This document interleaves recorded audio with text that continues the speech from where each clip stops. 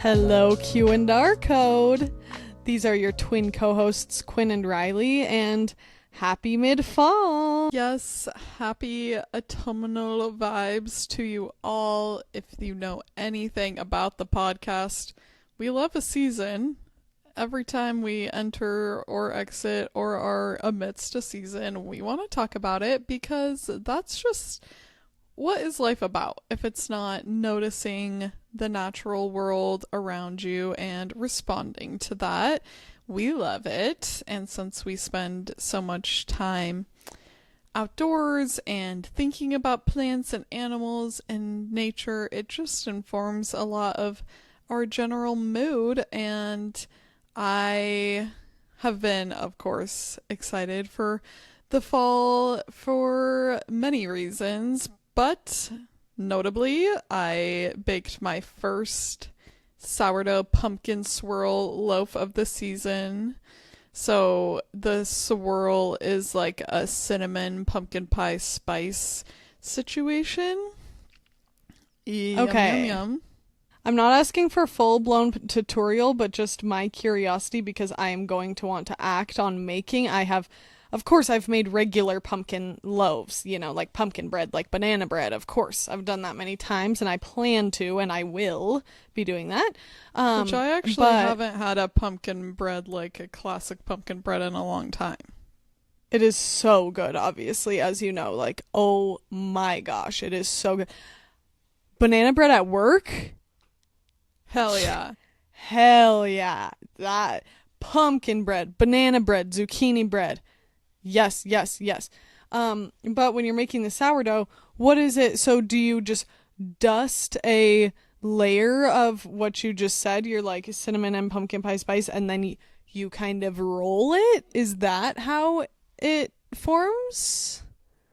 Well, I'm sure there are multiple techniques, but what this recipe did and what I have been doing is you kind of flatten it into a rectangle, your dough, and then you sprinkle on the spice and sugar mixture, and then you do like a letter fold, so you bring in one side and another side, so it's like folded over into thirds, and then roll it and then shape it into your round. And this recipe says to do that process twice. I don't know if that's to build structure or necessarily what that second one is for.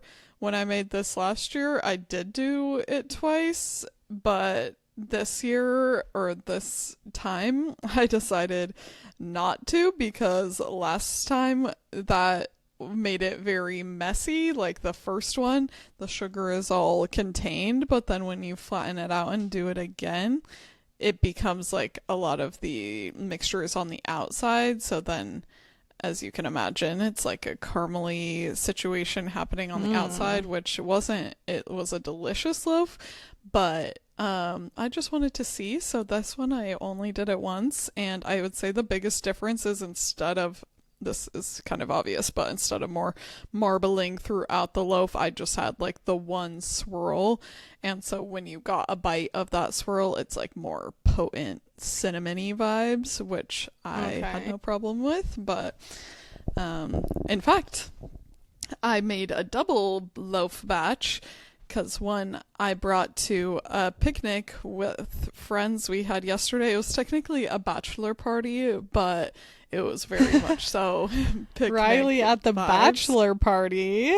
I know, bachelor party, but it was not your traditional bachelor party, and it was really fun, but everyone was very excited about the loaf, which is always nice when you make something and people are loving it. So this is one of those recipes that is kind of, I don't know, how could you go wrong? It's like a pumpkin cinnamon roll vibe.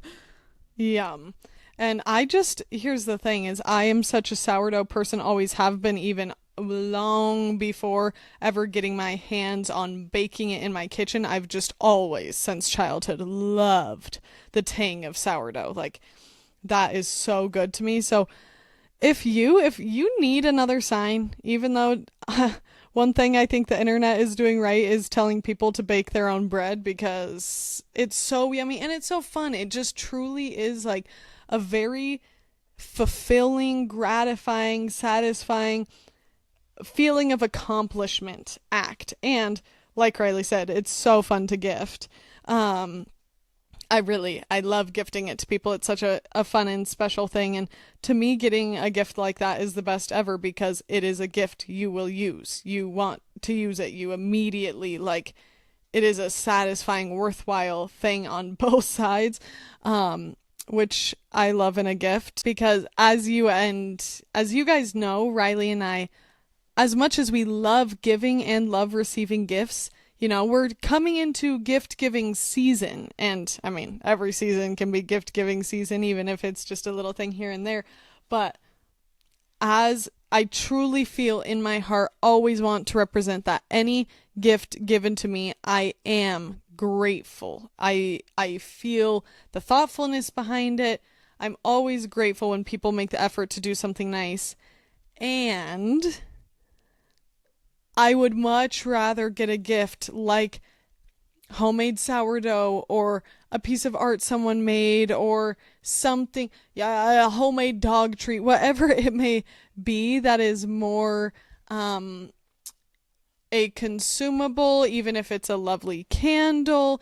I know some people are like, a candle is a boring gift. That's just not how I feel. I like something that can be used, and to me, it is so much better than potentially gifting someone something that's a thing that they don't want. So, I could go in and in on that, but I just think that something like receiving a loaf of sourdough is a much more surefire bet that the person is going to be excited and want and use it.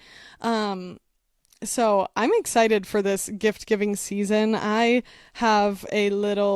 prepped some of our pumpkin spice latte syrup as a couple of little gifts from friends.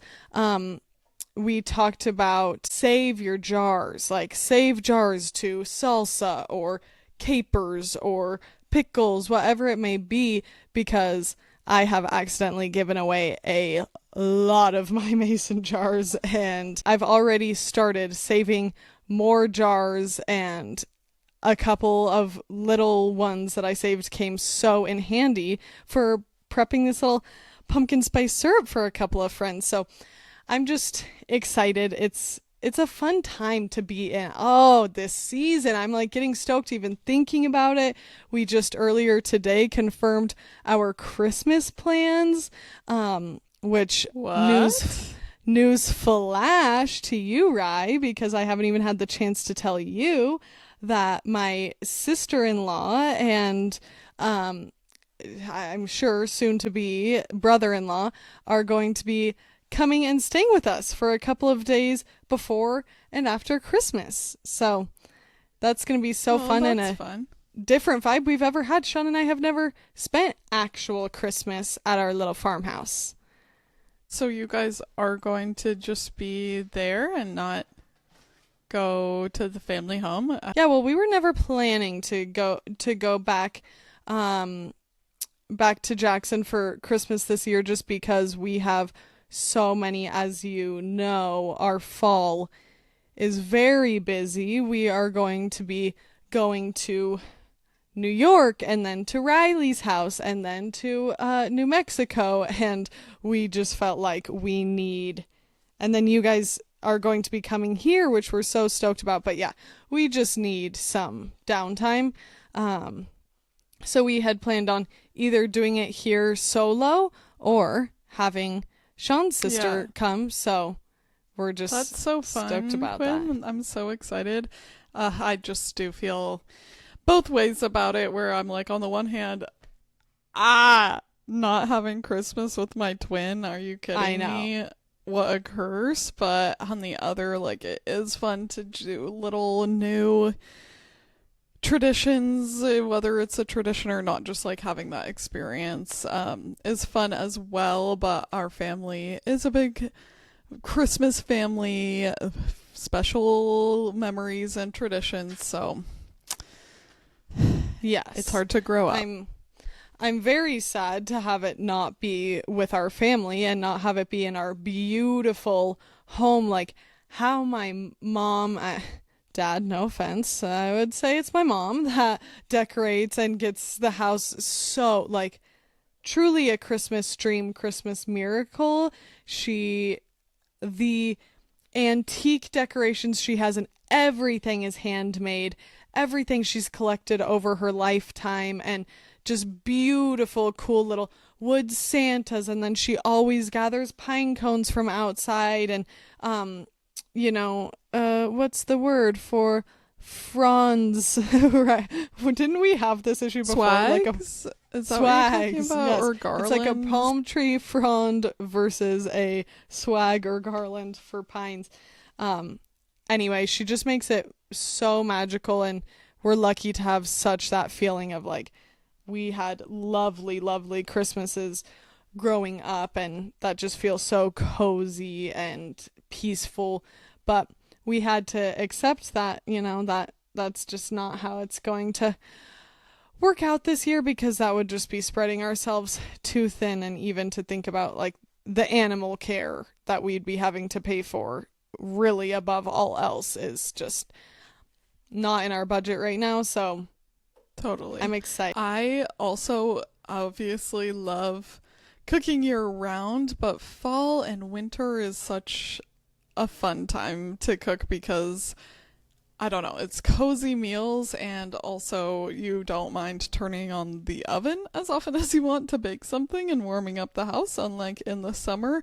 And so I'm also having the mentality of loving that, because in the summer there's always fresh produce. I feel like that's such an easy season to just feel like, oh, it's easy to eat. We'll just have some fresh greens and some everything is so seasonally delicious that I don't even feel the need to really go too deep into recipes.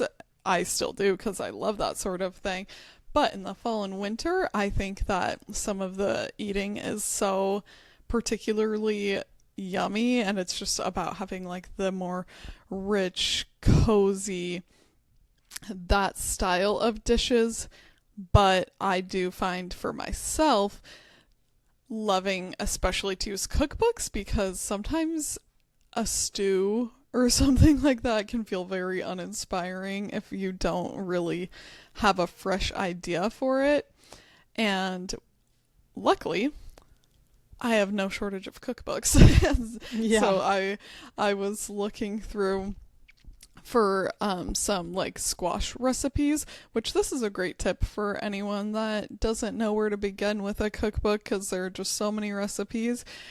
I love to look in the back in the index and base it off of an ingredient I already have. So like I already had butternut squash, and I looked back into the index to see, do they have any butternut squash recipes?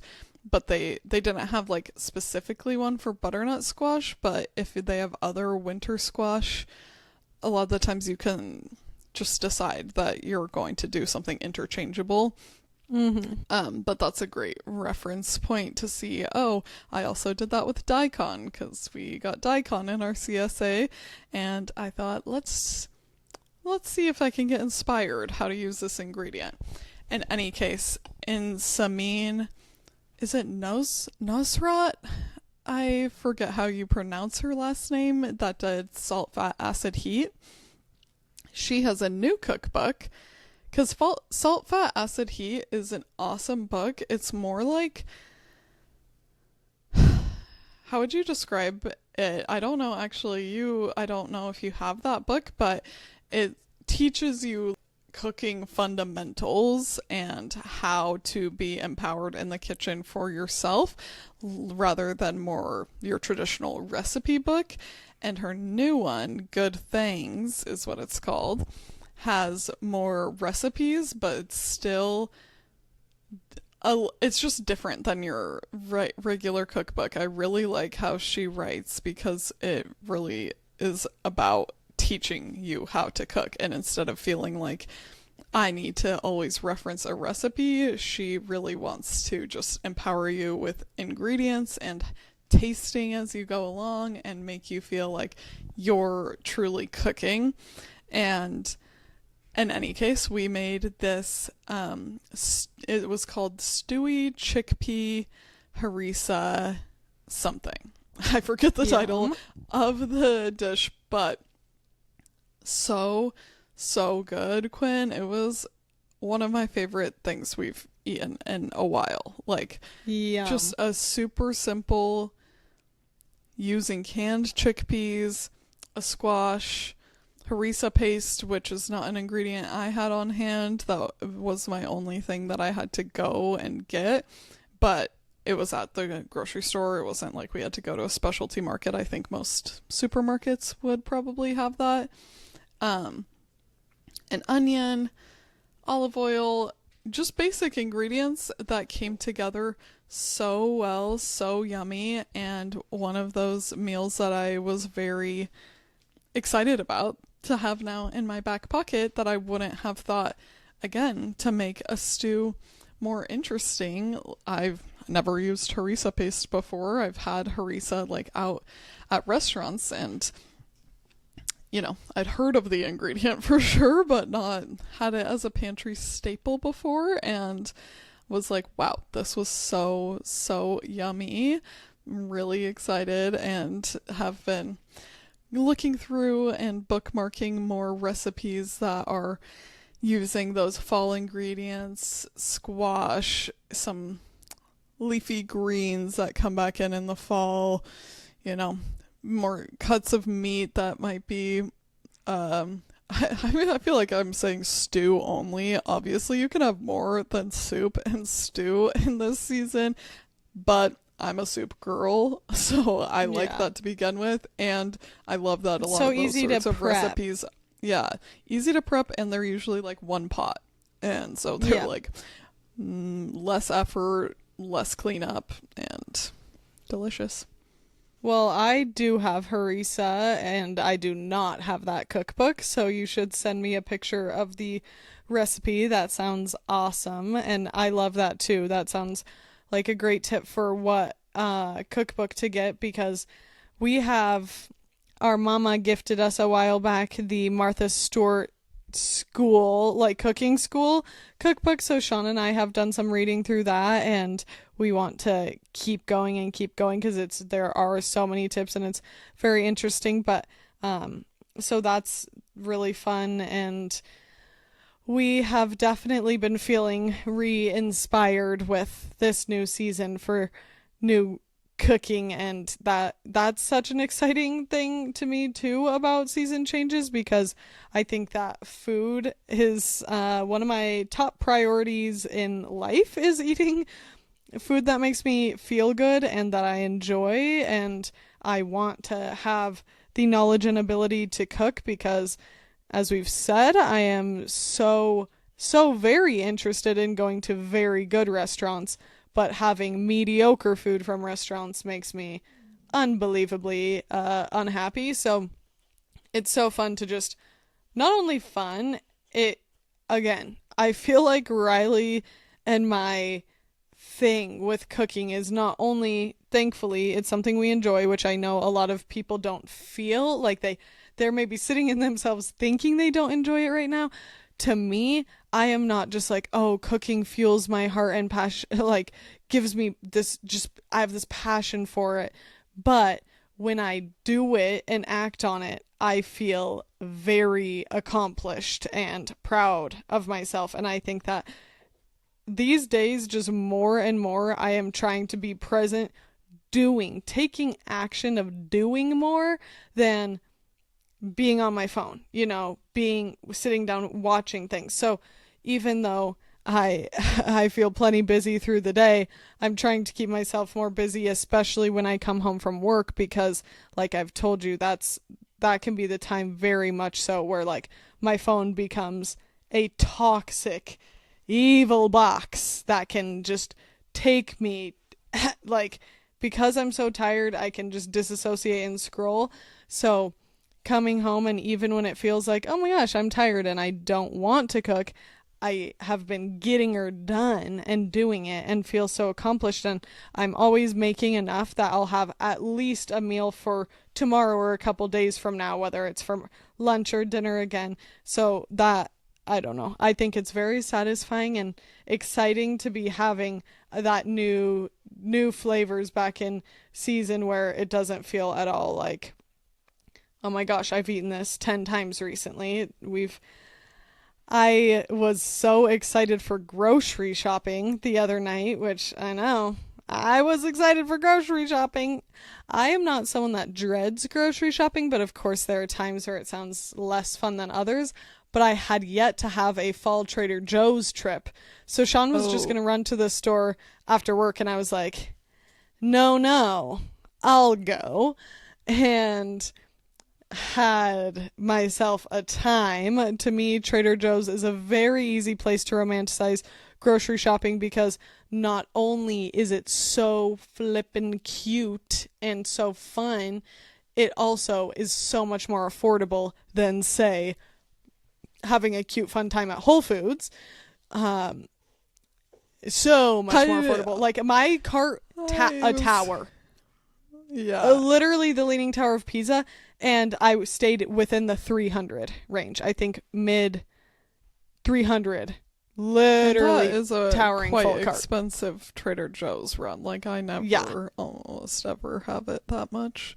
No, but I was going like deep. But at Whole Foods, if you restocking. fill up a handheld basket, it's that much. It's that much. Literally. I am so terrified of shopping there. Yeah. But not to take any of the joy out of the Trader Joe's fall because there's so much to love about it. But I have to say, I was disappointed in one of the new fall products that I got. I already told Quinn this, but I didn't tell the podcast that I got these little, I forget what they're called, the full name, but they're a brioche pumpkin waffle, and they're like pre-packaged. It's a very highly like processed in a chip food bag. item. Yeah, it's not something that you have to refrigerate or cook. They're just a little snacking waffle, and I thought, you know what, that might really hit the spot for a little fall treat. And I opened one and had it, and it was like, oh, wasn't very pumpkin-y, wasn't really spiced with fall spices either, and it was the kind of mouthfeel like, you know, when you get a donut from the grocery store that kind of just coats your whole mouth and palate with like a funky, what is that when that happens where you just, it feels like your mouth is coated in a film? It can be like cream of tartar or whatever. But I don't know but it was a disappointment. Or certain oils. Yeah, I was like, dang it, that's okay, but I truly don't even want another one. I'll see if Brayden wants to finish them off, but I'm so uninterested. And I got the pumpkin JoJo's, which are pretty good, but I think for me, it's just not going to compare at all to my love for like the candy cane JoJo or even the original JoJo. The chocolate is just such a nice element there, and so I got them.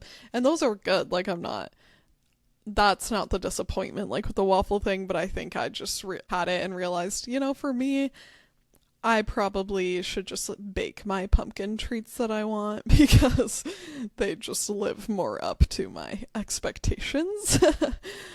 I got a disappointing Trader Joe's thing as well that was pumpkin, but not a consumable. I got a hand cream. I love lotion.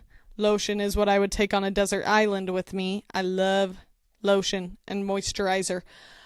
I needed a new hand lotion and was like, I know I am taking a leap here because I do not like heavily fragranced, particularly sweet fragrance. I do not like that, but I was reading it and it's just like shea butter with pumpkin extract. And I'm like, okay, I'm just going to take the leap that this is just going to be a mild, pleasant pumpkin. I was also hungry and tired when I went.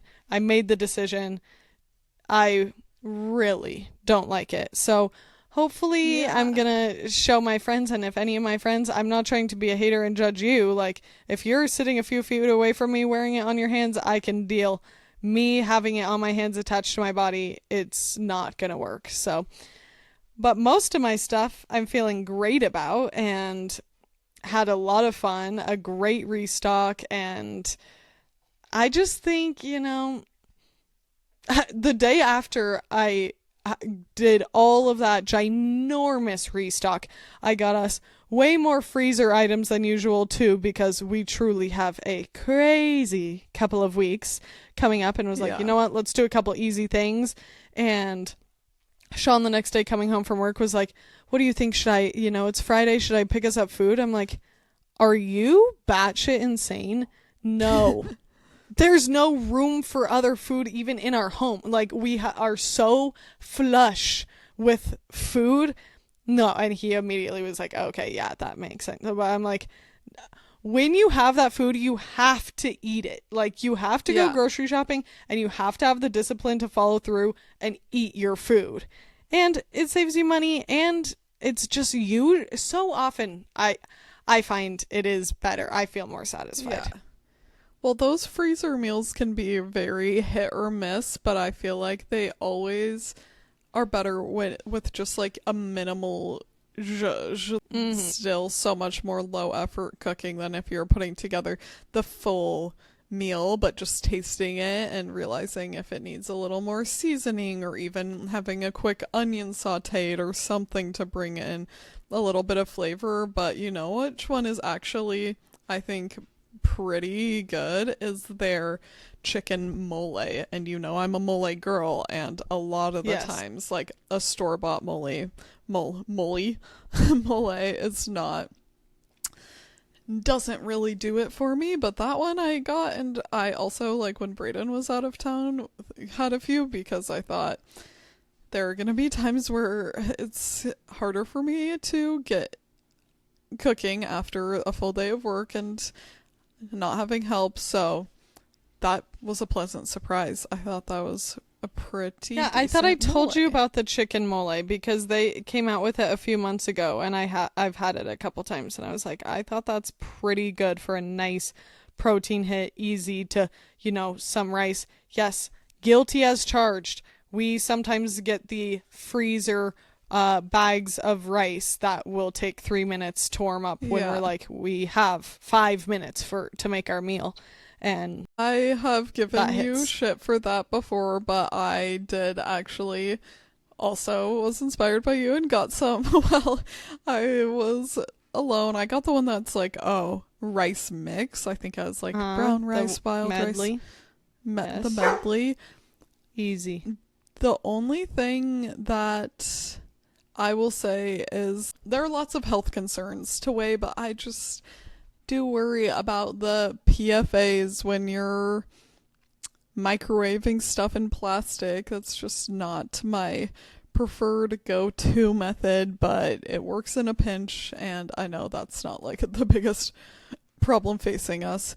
The biggest problem facing public health is obviously autism. Yeah. Yeah, seriously. Riley's like, oh, I might get autism from microwaving my rice. Shoot.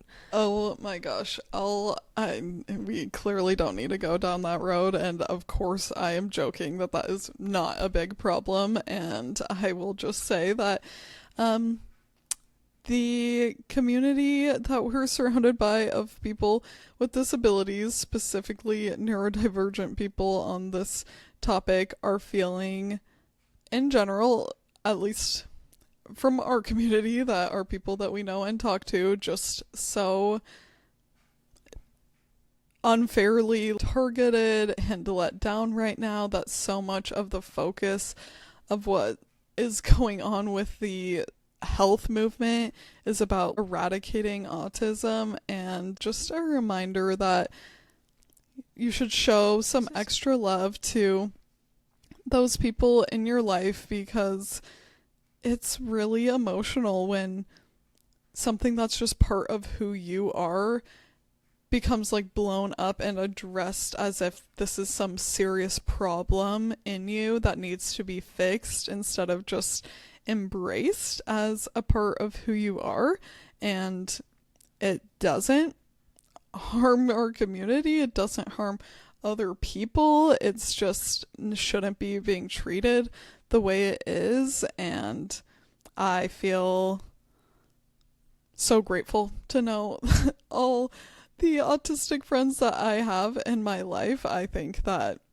that's how most people feel that are in a relationship with someone that's neurodivergent. Is not that that is something that should be fixed in you. It's just a part of who a person is. So I think that it can pose as something that feels like a hurdle to jump over at times, especially like I think a lot of people on the spectrum talk about their childhood that they did feel like there were certain difficulties and the parents felt like there are certain difficulties. But to me, it's just one difficulty versus another. No, yeah, there might be some just children and people that their life just seems easier, their behavior is easier, whatever. But I think so often it's like, okay, either take whatever it might be, there's going to be hurdles we jump over as people and as parents and as friends or siblings, whether or not you are talking about having a sibling with a disability or neurodivergence or a average standard who I guess the government wants us to be just what you would consider your cookie cutter person.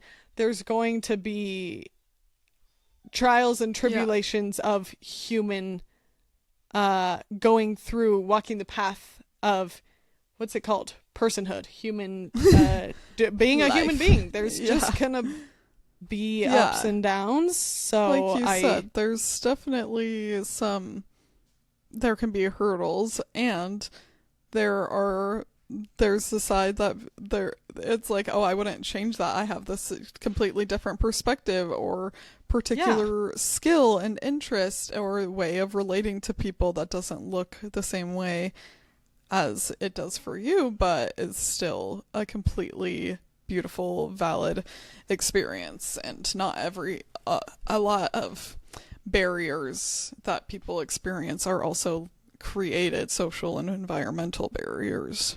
Yep, definitely. I completely agree. What else? Go ahead. I was just going to say, can I share about a little adventure that I went on? Can you see my little Roger sweet boy right here? Yes. I love the top of his head because it looks like a milk dribbled off the side of his head. It's so cute. See it, guys? It looks like you could so cute. balance a teacup on top of his flat head. Yeah, someone else is participating too. He's participating big time, and our struggle, I'll just do a quick animal update, and then Riley, you tell us about your adventure. Our struggle with this guy, Bunny, over here right now, biggest things are his interaction with his sister, which includes what's happening right now. He was given a frozen Kong of some of his food and snacks, and so was she. He literally inhales it at the speed of light as fast as his tongue can take him, and she's like, I'm gonna sit here and enjoy and work on my Kong like this is my activity right now. And as soon as he's wrapped up, he is hackles up. He's in his crate. They're separated and have more physical distance than that. I will say, guys, he is cute. He is cute. When you look at him, he's cute. But as soon as she's done, he's like, what are you working on? What are you working on? Like, literally gets his hackles up. Such a bad attitude. So anyway, red flag as me trying to work through that with animal training. But we're working on it. We're doing our best. We're trying. We're improving. Everyone's happy and healthy and safe. Last animal update, very exciting because today is the chicks' first day outside. Ooh. they're getting to stretch their little legs, flap their little wings that are growing, shake their tail feathers.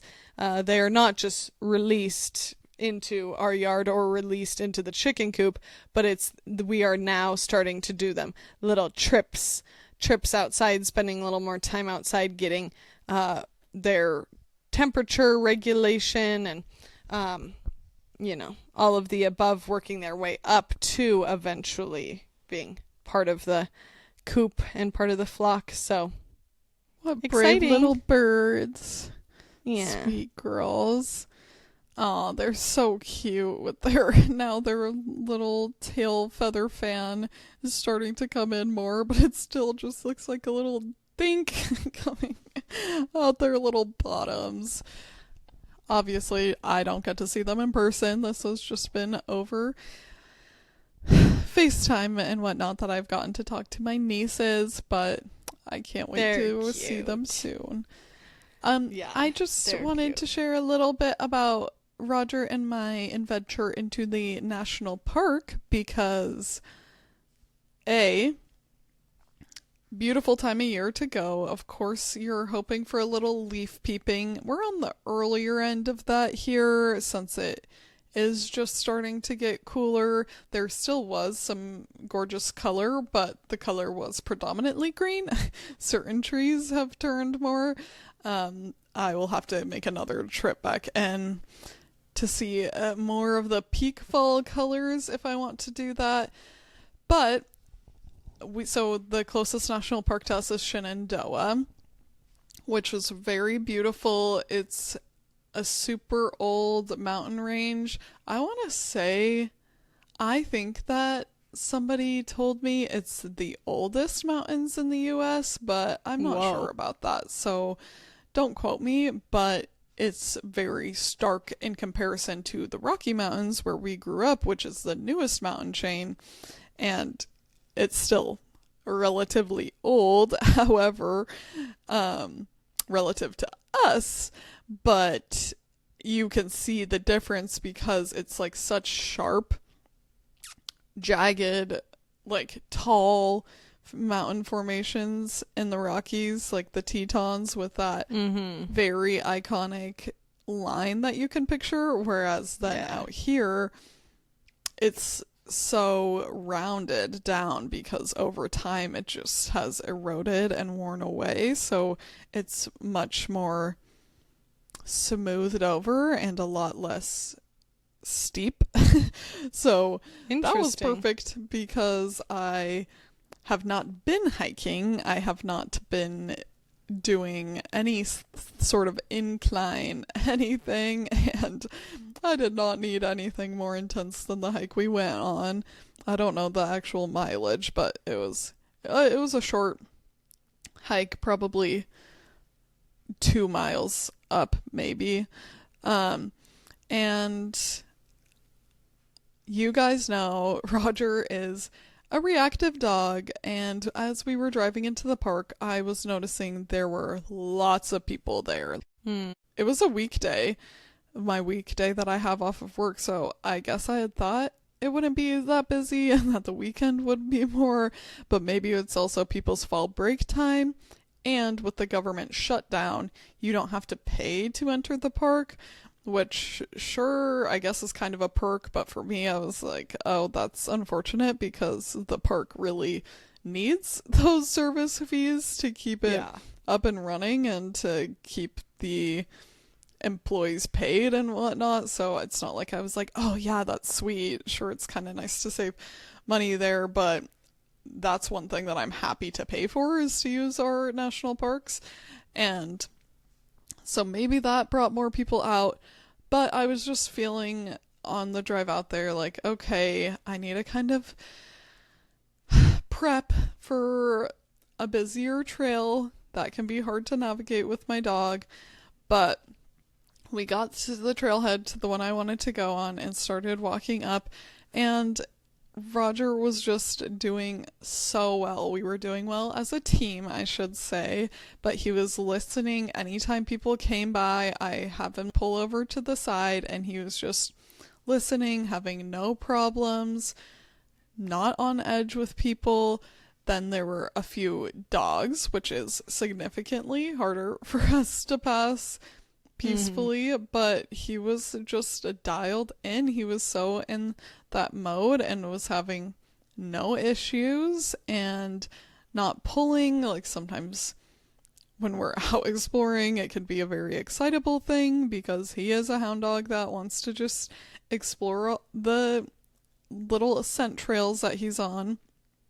And I don't know, I was just like, "Ugh, that was so awesome and such a good reminder for anyone that is navigating training or reactivity with their dog that I have felt before, like we couldn't do certain things because it would just be too hard. And there are definitely things that other people do with their dogs that we don't, and we haven't gotten there yet, or maybe that just won't be part of our activities together. But it feels so rewarding when it works out, and as long as you have the skills where you know that it's safe and you can successfully like manage and navigate a situation. I'm not saying go do something that you and your dog aren't ready for, but if it's a situation that feels manageable, that can be such a good confidence boosting experience for the both of you, and also very bond building. Like it's so fun for Raj to get to do something like that, and of course it's fun for me, and I want my dog to be able to go and explore and be outside and not limit what what our life looks like to like such an extreme extent. And I haven't personally felt like I had to do that, but when I was earlier on learning about this, a lot of what I was seeing on the internet were people being like, living with a reactive dog, you have to have a very small life with them. And a lot of that mentality was so many things are not going to be available to you. And I totally see where that's true, but I also think that with consistency, with support from a professional trainer that is a good fit for you guys, that just does not have to be the case. And it can be such a healing and bonding, beautiful thing to work with not only a dog, but as we talk about with Quinn, any animal that is more sensitive, has different needs, is not just like the, you know, factory model that comes into your home and is like, yeah, we never had any issues with them, and that's great. I'm not opposed to Of that course, one that's bit. great. Yeah, sounds awesome. I love that, right? I'm so proud of you, and I'm glad you're proud of both of you and just acknowledging that success because I think to me, like a relationship with animals, so much of what it is, uh, you know, a teacher of you, like getting to know yourself better, getting to know the world better, and be just a more thoughtful, patient, sensitive person. And it's such an opportunity for learning and growth, and it's so satisfying when the work you have put in, you have moments like that really feel like an example of this paying off. And that doesn't mean then it's just uphill always. We both obviously with our animals respectively have experienced being like, oh my gosh, awesome, awesome, awesome, yay, yay, yay, like keep on climbing. And then there will be a step back that can feel really disheartening because it's like, oh, I thought we were on the right path. But I think it's such an indicator that you are on the right path. I mean, I know you know that about Raj. We both know that about your relationship with Roger, that it's majorly such a good positive thing. And there are big struggles with him being reactive and just being a young dog that you have to learn from scratch how to interact with the world. And you should give yourself huge gold stars and kudos because you've actually been doing the thing. And so many people, I think great things about most people. Like, I think most people are great, and try hard and care, but I think a lot of people do think about action without taking action and kind of let themselves live in what feels like more of a miserable state, or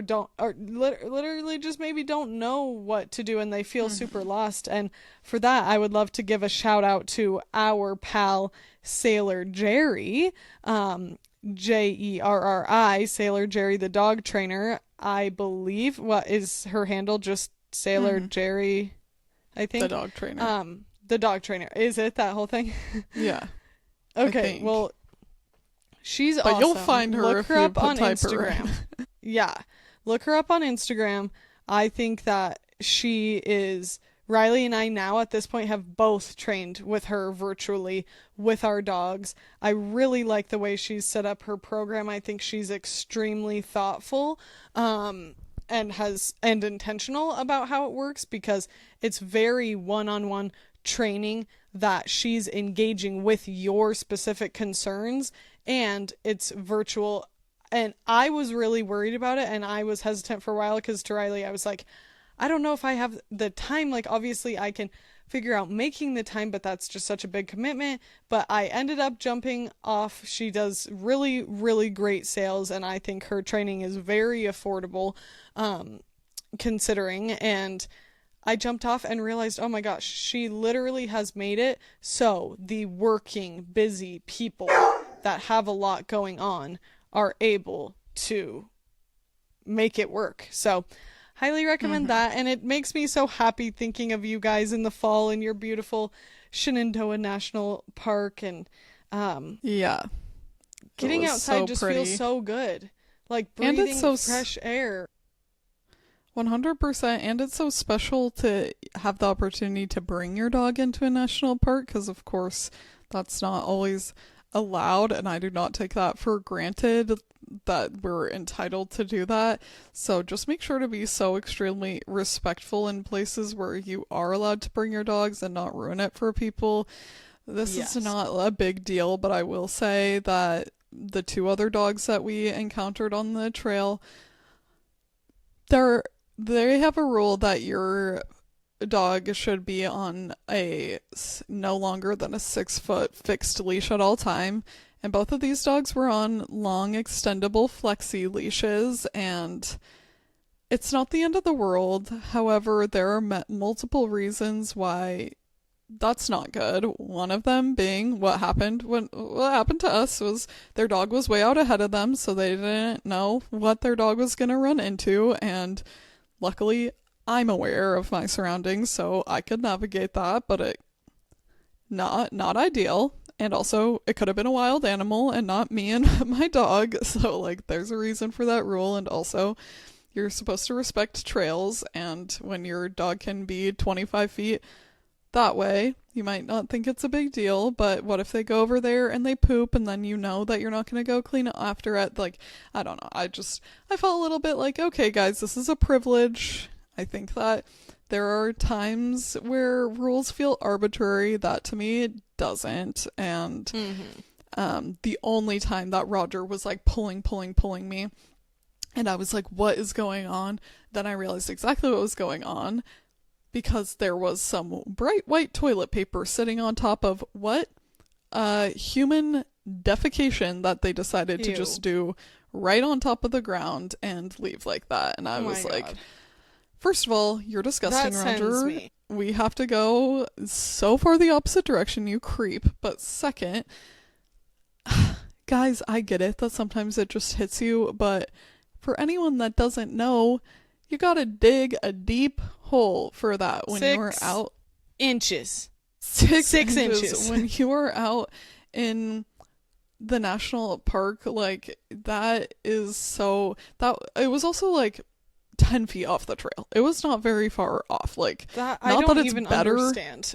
Not that it's better if you go, well, it is better if you go farther, frankly, but you shouldn't do either. I was like, that is a disgrace and a disappointment, and you guys need to do better than that. Not cool. Come prepared. I mean, if anything, is an example to you, like, the hunters, the couple of hunters, unfortunately, this terrible situation that happened in Colorado a few weeks ago, that for a while they didn't know what happened because they found these couple of hunters, they left their gear in the truck, so their backpacks, I guess not a good way to start the story.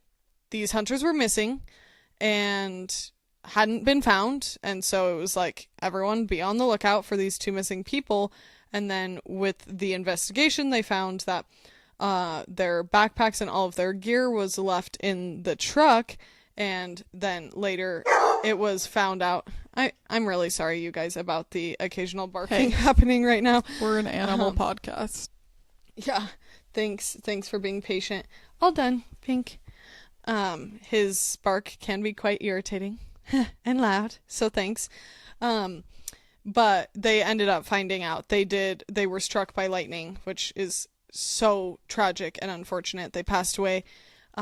So scary, but even just the reminder of always prepare for something worse than you think is going to happen. Like, even if you think, oh, I'm just going on a couple hour day hike, like, I always bring more layers than I think I need. I always bring more water than I think I need. Food, prep, just any of the survival things. I just think you would be remiss to need it and not have it. It is so much better to need it and not have it. So remember those survival skills, people. But part of that is respecting. Before you move on, leave no what's trace. Kind of wild, Quinn? What? Those guys were from Charlottesville. Because I heard about that story from people in town. And so that was kind of just a sad connection, but they were, that is to say that the people that were talking about it were like, they were very experienced hunters and outdoorsmen. This was not like a new situation for them, and that just shows that can happen to anyone. That's why even when it seems, and I thought about that going out to the national park, because this is such a short little day hike, like, I've done it multiple times before. It's no big deal. I wasn't going to bring even snacks or anything in the car with me because I was like, it's simply so little. And then I thought, well, what's the harm in me bringing an extra jug of water and putting a few snacks and a blanket in my car? Because again, like Quinn said, if I don't need it, then I'll just bring it back home with me. But how silly is it to make such an avoidable mistake where I don't know if something's going to happen to my tire and I get stuck somewhere for a while, whatever the situation is. Like, it's just such experienced people have accidents in the mountains and in the backcountry, and you're just not above that. But yes, sorry to interrupt. The point being, also, leave no trace is part of that preparedness and making it is unsafe for other people. And the best thing that Boy Scouts teaches is be prepared. I very much appreciate that train of thought. But yeah, it is, because also with dogs, there are nasty foul dogs like my little baby over here that are not above eating poop off the ground, and say you have had ibuprofen in your system or whatever it may be. Like, we don't need to go into further details about this disgusting situation, but I so many times camping this summer, Sean and I stumbled upon human poop covered in toilet paper or wipes. That is wrong. I don't know how you can live with yourself doing something like that. The amount of sticks, even if you forgot your trowel, which Sean and I bring a trowel because it's so easy to just go do a few scoops and then rebury your poop, which you should also know the technique of having everything ready before you poop. And then I always have my hand sanitizer ready. I don't touch the poop with my trowel. Like, guys, it's not hard. But there's sticks and rocks everywhere. I was going to say, I have been, there's no not excuse to expose myself, but been unwell with a backpacking belly, clenching my cheeks, rock digging as fast as my little digging can carry me, because I am not going to disrespect Mother Nature or my fellow man like that. No, because we want, like, if you're a true outdoorsman, woman, person, you want people to be getting outside and enjoying it and respect our mother. That's Period. Frankly all that needs to be said. Yeah. But good night. hate to end this on the note of humans being sickos, but truly, yay. It's fall. Like, I just I just want you all to be leaving this podcast feeling like, ooh, maybe I'm inspired. How crazy to be inspired to go to the grocery store. Maybe be inspired about something, some little action. I'm frankly feeling very inspired right now by wild rags. I love wild rag season, and I will span it and extend it, stretch it as far as I can. If you aren't familiar with the term, it's basically just a silk scarf that's kind of a more Western wear situation. I did have fun on YouTube last night. Very quickly learned a couple new knots because, you know, Ooh. I know how to tie a knot, and I know how to tie the buckaroo knot, which Riley taught me and I taught Sean last night, and we were like, bam, yes. And then right now I am rocking the cowboy knot. Very easy. It lays very well, if I do say so myself. So let's just keep romanticizing our life, you guys. You know, as girlies that have had some mental health struggles, I love the purpose of our podcast being spreading the lust for life, and Riley's and my joy that we magic up together even when times are tough. So I hope you feel that. Yes, I feel it. And I should just slide in the last thing. Forgot to tell you guys, or did I, that I also baked a pumpkin cake. So I am going to just keep bringing you the hits all season long. Did I underbake that cake? Yes. Did I know that when I was pulling it out of the oven that it was going to be underbaked? Yes, but I was on my way out the door and was bringing the cake to the function with me, so there was nothing I could do about it. It was just what it had to be, and the center was more of a pumpkin pie texture than a cake, and as we got to the edges, more of a cake. But even then, it was a delectable delight, so don't let anything stop you, because even my failures have not really been full flop failures in general. So I've heard of people like seeing something they baked and throwing it away. Never without trying. Or so just so you guys know, it's both dogs. I just don't want you to think this is just Bunny. It's both dogs that are the issue, so blame them both equally. No, I'm clearly the one to blame most of all. But you have to try to amend a mistake if a mistake is made. Never throw away anything in the kitchen without trying your best to make amends. Like, please. Please. But Riley, you inspire me, and it is my fall goal before winter time, fall goal, to bake a cake. It's something I very rarely do, so I'm excited. Well, maybe we can accomplish that together. Yes. That's what excites me more than anything, is Riley being in the kitchen with me. As much as I love being in the kitchen solo or with Sean, being in the kitchen with Riley is a delight only few ever get to experience. But try to get there. Actually, the whole world can experience it on my Instagram. She's the brains behind it. True. Have I slowed down on my Martha Reels? Slowed to what might feel like a stop, but for me is actually a very slow rolling.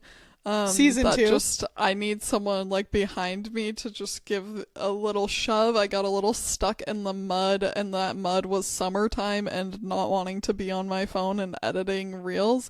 Yes, but don't think that means I haven't been making the recipes. I just need to get some videos out for you guys.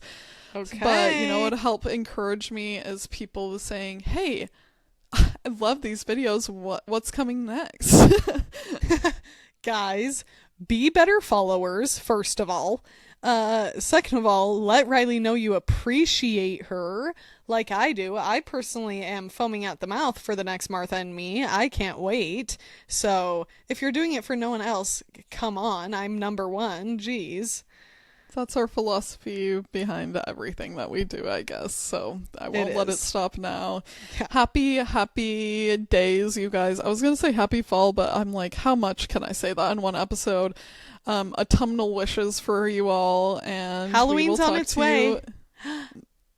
We can't wait to hear about your costumes, you guys. And me and Riley are together on Halloween this year, and we'll have to do something. Like the twins from The Shining. Who are that people love. People to be the always Shining ask twins. me if we've done the Shining Twins, like when it's The answer around is Halloween no. time. Quinn and I The have answer is actually no. never been any twin characters. But My maybe we should. favorite costumes of all time are Pippi Longstockings. Yes, Growing so up, cute. wire through the braids. Thanks, Mom and Dad. Our little freckles, our mismatched patchwork leggings. Honestly, should we be Adorable. Pippi Longstockings? Maybe yes, because so fun. Well, stay tuned. Okay, bye you guys. Love Thank ya. you so much for watching. Happy Tuesday.